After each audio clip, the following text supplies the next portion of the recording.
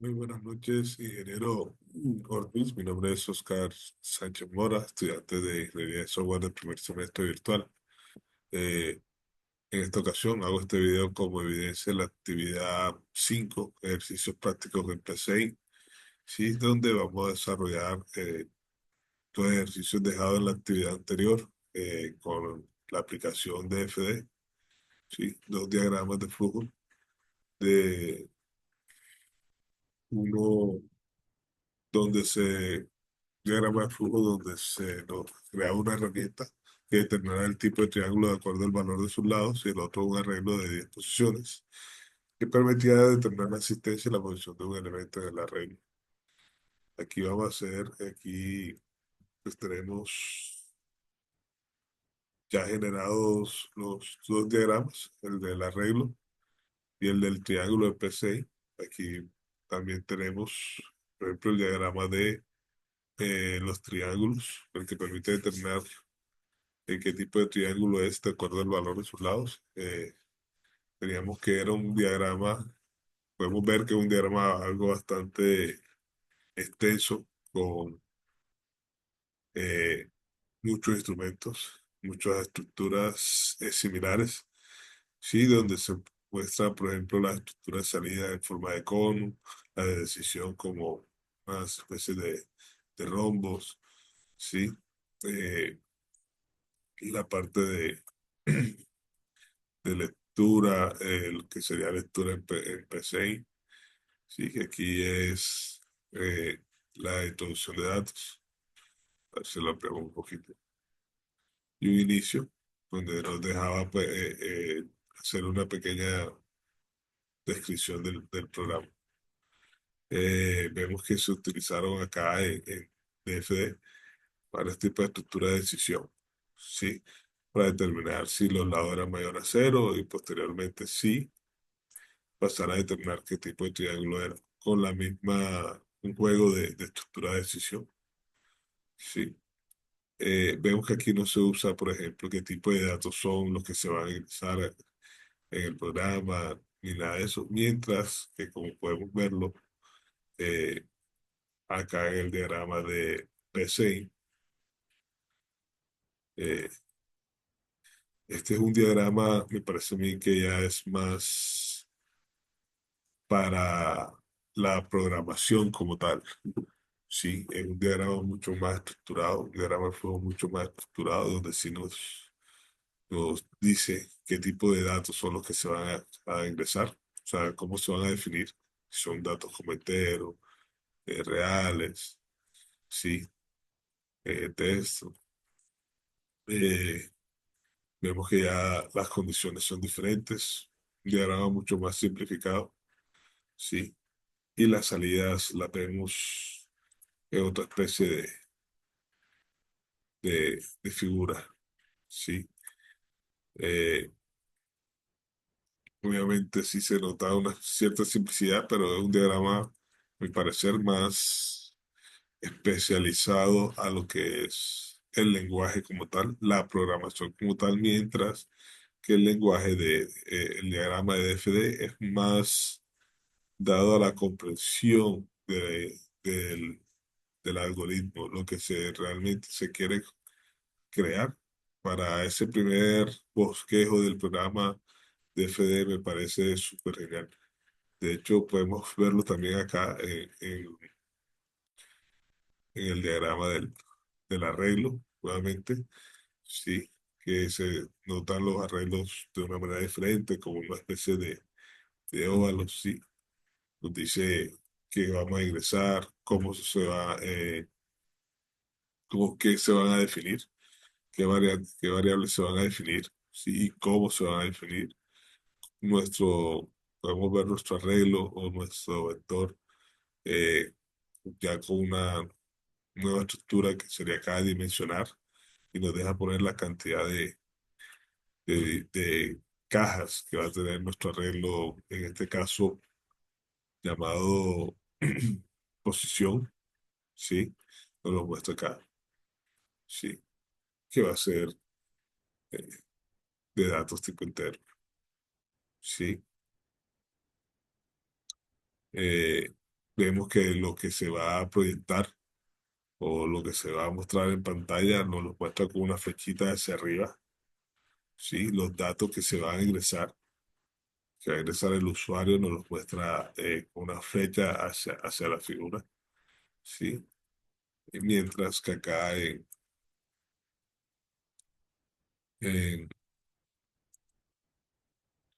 DFD vemos nuevamente un diagrama más dado como la comprensión de lo que sería la idea, no sé, un inicio, ¿sí? Nos deja nuevamente expresar cuál es el propósito del programa que se va a diseñar y empezamos a crear, se crea un array de 10 posiciones, un array que en este caso se llamaba X, ¿con qué estructura? Con la estructura para, ¿sí?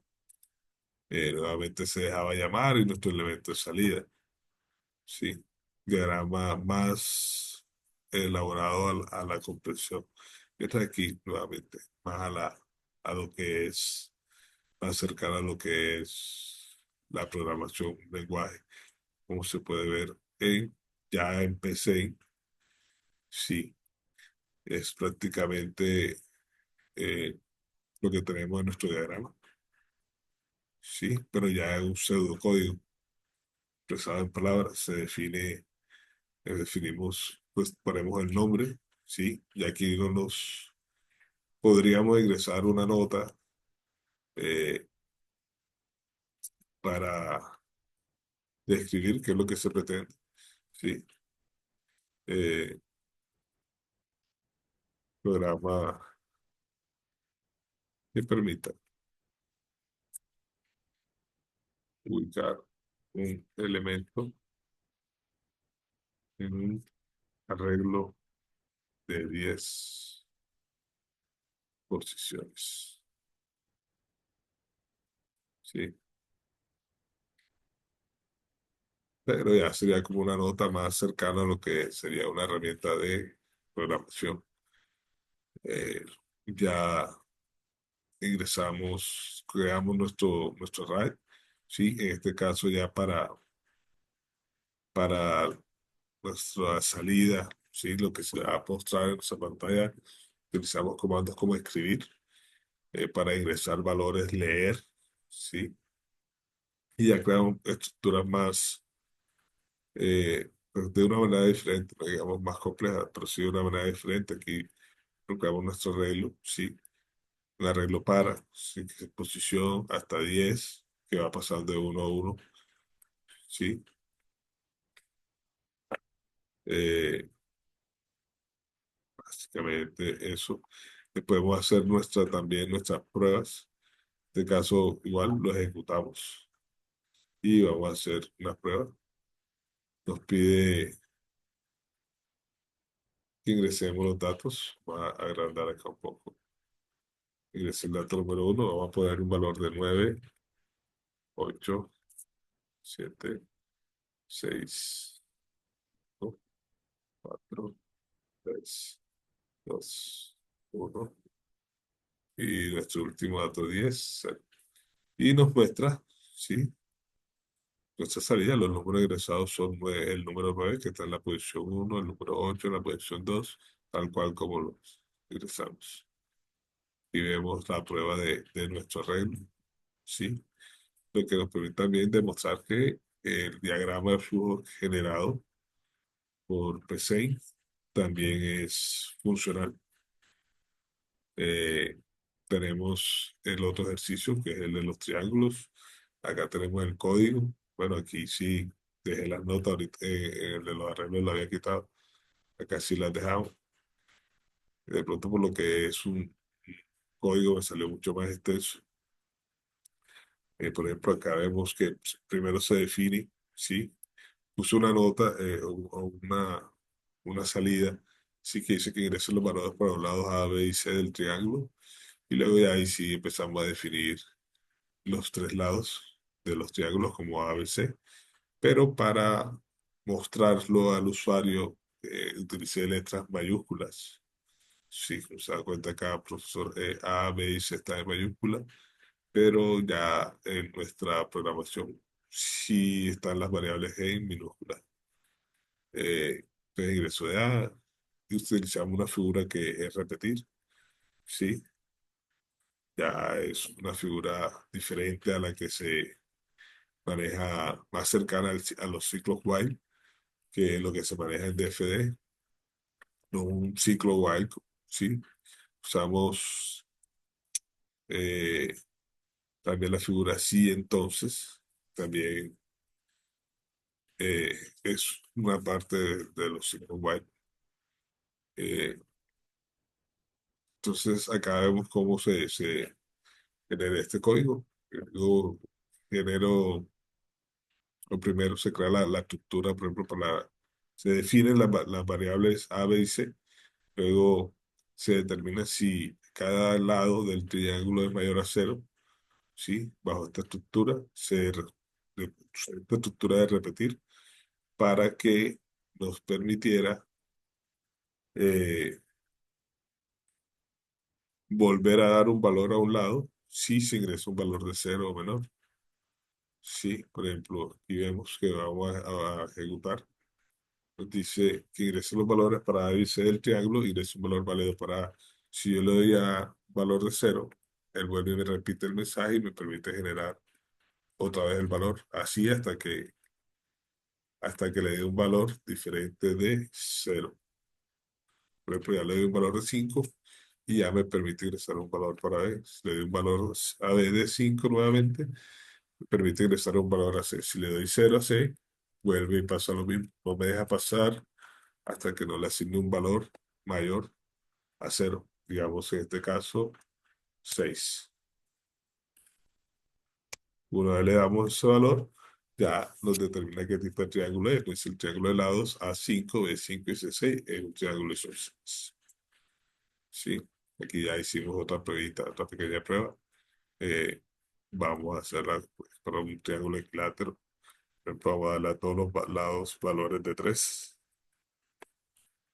Triángulo equilátero. Un triángulo isósceles, vamos a dar valores de 3, 4, 3. Triángulo isósceles. Y para un triángulo nuevamente escaleno, vamos a ver eh, 2, 3, 4 triángulo escaleno. Y así vemos que también nuestro programa, nuestro pseudocódigo diseñado en P6 también es funcional. Sí, eh, aquí, como le digo, profesor, ya se ven, este pseudocódigo es más cercano a los lenguajes de programación. Y nuestro diagrama, sí, nuestro diagrama también es más cercano al programador, a lo que se va a presentar en el lenguaje.